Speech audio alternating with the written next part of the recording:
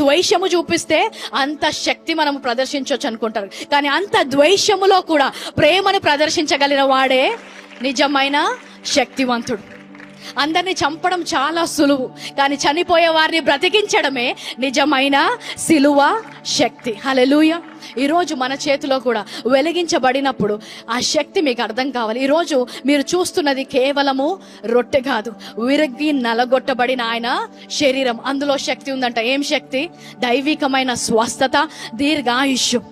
ఈ లోకానికి వెర్రితనంగా ఉండొచ్చు. ఏంటి ఒట్టి రొట్టె మింగిపోతే మీకు స్వస్థత వస్తుందా? ఆ జ్యూస్ తాగితే మీకు విజయం వస్తుందా? ఎస్, వస్తుంది. వెలిగించబడిన వారికి తప్పకుండా వస్తుంది. అనేకులు ఇక్కడ సాక్ష్యం ఇస్తున్నారు. ఇతరులకు వెర్రితనంగా ఉండొచ్చు, కానీ యేసు క్రీస్తును నమ్మిన నీకు ఆ సిలువ శక్తిగా ఉండాలి. కాబట్టి ప్రతి వారము బలలో పాల్గొన్నప్పుడు నేను ఒక మాట అంటాను, మీరు అదే విధంగా వెళ్ళట్లేదు అంటాను. ఎందుకు? ఆయన శక్తి మనల్ని తాకుతున్నప్పుడు విరగొట్టబడిన ఆయన శరీరము ద్వారా మన శరీరములో నూతనమైన స్వస్థత, దీర్ఘాయుష్యు, ఆయన చిందించిన రక్తము ద్వారా మనకు విజయం. హల్లెలూయా.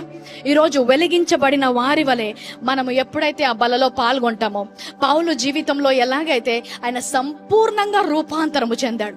ఆయన ఆలోచనలో, ఆయన మాట విధానములో, ఇప్పుడు ఆయనని చంపడానికి వచ్చిన వారి కోసం ఆయన ప్రార్థన చేస్తాడంట.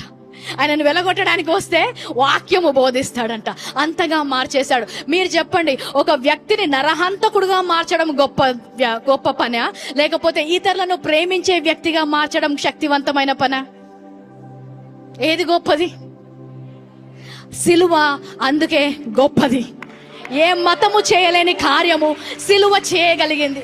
నరహంతకులను, వేశ్యలను, ఇతరుల ముందు క్రూర మృగాలుగా ఉండే వారిని సాధువు మనుషులుగా, ప్రేమించే వ్యక్తులనుగా, ఇతరులకు ప్రేమ పంచే వ్యక్తులుగా సిలువ మార్చవేయబడింది. అందుకనే ఈరోజు సిలువ దేవుని యొక్క శక్తి. ఈ శక్తి ఎక్కడా కూడా దొరకదు, కానీ సిలువలో మాత్రమే యేసుక్రీస్తు మనందరికీ ఇచ్చాడు.